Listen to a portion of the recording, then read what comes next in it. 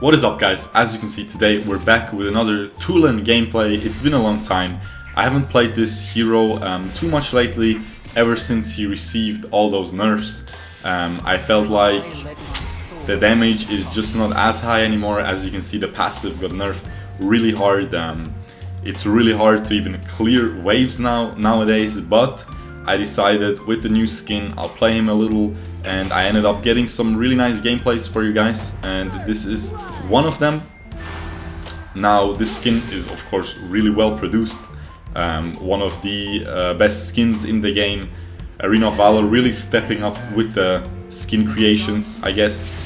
But yeah, the way I play this hero now, ever since the shield got nerfed, I pretty much just go for full poke. You go a lot of AP. I mostly don't even build Arctic Orb anymore.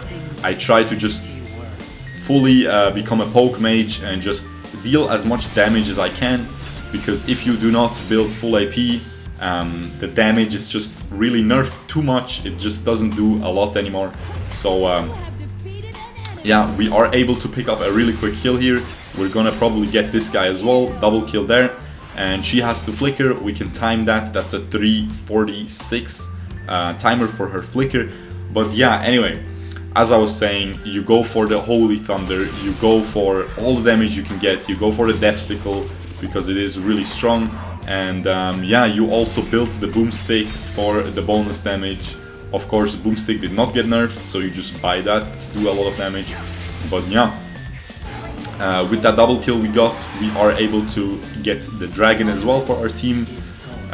Now we are definitely in a really good spot. They are invading our blue buff though, but I decide I can just dive her, possibly. And we do end up getting the kill. Now I can see my Chi is fighting this Lindis. However, I will die off of one hit and an ult, so I just decide to back out here. And I'm praying that Arthur will not find me. And we are very lucky, he is not able to find us, or he is preoccupied with the Chi. So we are able to escape there. I'm gonna skip walking back to wave there. You can see our Chi is beautifully invading this. We end up getting the enemy blue buff as well for the team fight that we won. And here I could try to kill this guy. We get the kill.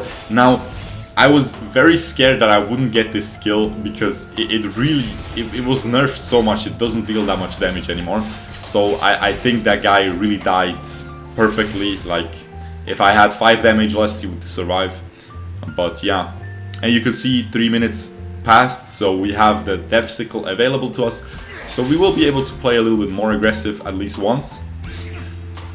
But we'll see if we'll even end up using that. So far the game is going really well, 4-0, 6-3 in team score. Team is not doing too well, but we are doing okay. No towers have fallen yet, so we're definitely trying to get that. I get the kill, I will probably get the next kill as well. No, I do not get the reset, unfortunately, but it is okay. As you know, they changed this, I think last patch as well, where you get the reset even if you don't get the kill, even if it's just an assist. And the kill, the person already dies before your ult hits them. They basically gave us the same thing that Honor of Kings Tulen has, so that's good, at least, but it's still, the damage nerfs still are pretty annoying. I mean, it seems like I'm saying Tulen is really bad. He's still good, but it's just, it's not the way he used to be, you know, when he was 2 patches ago, he was permabanned, he was so strong. And you just get used to that damage, you know, and then when it's gone, you lose interest in the hero, I guess. She gets a beautiful kill there. I tried to ult, but I was too late, so I just ulted a minion. He was already dead. Because now you can truly ult whenever. Because ult will always give you 1 stack of your passive, even if it doesn't hit, even if it hits a corpse. It always gets you 1 stack of passive. So basically, you can always ult, even if the enemy is gonna die before your ult and you see it, you can still ult because it's pretty much free. Because it gets reset to like 4 seconds cooldown. Here I could have probably killed that Crixie if I flickered onto her S2 and then ulted. However, she was already very far back, so it would have just been very, very greedy. Here our passive killed the Lumber, but we still get the reset ult because he was dead beforehand, so that's good. Here I was just trying to see if Crixie would stay in the mid lane and poke her with my passive, but she already ran away. Now if you get ahead as Tulen, you still deal a ton of damage. You'll see I will start dealing a ton of damage right now, but yeah, it's definitely less than it used to be. Here you can see Chi gets another kill, well played by him, and we can get this guy. Easy kill there, legendary after 6 minutes. 6 minutes into the game, 13-4 already for our team. So this seems like a very easy game. I don't remember if this was a stomp or if the enemies get a comeback. I feel like the enemies get a comeback, but we will see. I get the blue buff handed over by the Chi, very nice of him. I stack my passive here.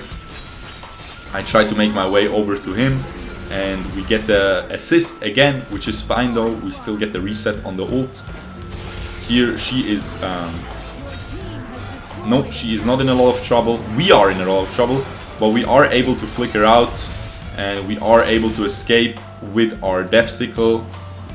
Yep, that was a little bit too greedy. I shouldn't have went that far. I disrespected the Hayate damage. I disrespected the Arthur ultimate. Definitely a mistake on my part, but it seems like we will still get the Hayate, possibly. Here I pre-order Spoopy Mask. This is basically my build. I go for Orb, Boots, Reyes, Spoopy Mask, Boomstick, Hecate, and then you finish the Staff of Nu. And that is pretty much the most damage you can get out of this hero. Late game, of course, you sell the what's it called? The Orb of the Magi for Holy of Holies. That's the most damage build you can get. And as I said, you just play him way safer than last patch. You play him a very poke oriented now. I mean, you already played him last patch poke oriented, but now it's now you truly have to. Like last patch, he did so much damage. You could have gone a little bit more tanky, a little bit more into the enemy's face. We do not get the kill, unfortunately. Here I mess up. I use my S1 too late onto the Lumber. We do not get the S1 onto him, and the ult, as I said, I'm so fed, and it did like a very tiny amount of damage in my opinion, but yeah. Here you can see I just get the enemy blue buff for free pretty much, and now I am trying to poke around this team fight. I just jump over the wall. They can't really do much. They knock me up, but if they keep chasing here, they're just getting poked by me. They really can't chase that far into a Tulen. Now we pre-ordered the Boomstick. And yeah, I'm just trying to get my stacks here. Also something that probably not many do, but they should. Here we get a beautiful kill with a double buff. Whenever you're clearing wave with your S1, you should always, like, you have to pay attention to your stacks. You should clear the wave in a way that you leave the wave with ideally 4 stacks and your whole passive still going. So you don't just S1, S2 the wave, you use your skills in a way that gives you the most stacks when you leave the wave. So when you enter a team fight, you have your passive already rolling and you have 4 stacks to get another passive. It just raises your damage by a substantial amount, and ever since these nerfs you really have to pay attention. Before that you could play Tulen like kind of a noob and just don't really pay attention to stacks too much, but now you truly have to abuse every last bit of damage you can get. Otherwise, yeah, if you play him this way, he's still good. If you really ignore that, he's really suboptimal. Here, as you can see, our poke is getting pretty decent now with the Boomstick. She just dies. I don't get the ult onto her, but I mean, I don't get the last hit with the ult. Again, we don't get the last hit, but this is a beautiful change. We always get the ult now. It made him easier to play, but before that, it was just, it wasn't too hard, but it was really annoying if your teammates would take the kill before your ult kills the enemy, and it would just completely destroy your whole team fight, right? So I think it's a good change overall. It made him easier to play though, because it was really hard that you would estimate all your team's damage and see when to use ult to last hit the enemy. But yeah. Anyway, you can see 11-0. We're absolutely tearing them apart. Hecate pre-ordered. I missed the red buff. My Chi is doing really well too. But you saw the enemies kind of got a comeback. It's 22-11, and it could have been it could have been a faster game for sure. Some people are hinting a little bit, or like overextending. Pretty much the whole team is overextending a little bit. So yeah, I'm trying to poke here. I'm trying to see if anyone is waiting by the tower to just poke them with my passive and S1 and see maybe if I can even get a kill. And here you can see we try to maximize our passive. I always try to finish a minion or like a jungle camp with activating the passive, not wasting the passive onto the jungle camp, but rather keeping the full passive rolling for the enemy team to poke them. And here we see the enemy blue is up. I'm not sure if I can take this here, but I see no one is coming, so I just decide to scoop in and take it. Here I instantly get ulted by the Hayate. I have to flicker away from the Lumber ult, unfortunately. I use my ult as well to lifesteal a little bit. We overextended a little bit there, dashing into the Hayate and the Lumber. But now we know Hayate doesn't have his ult, so if we started a good team fight here, we probably would have killed him.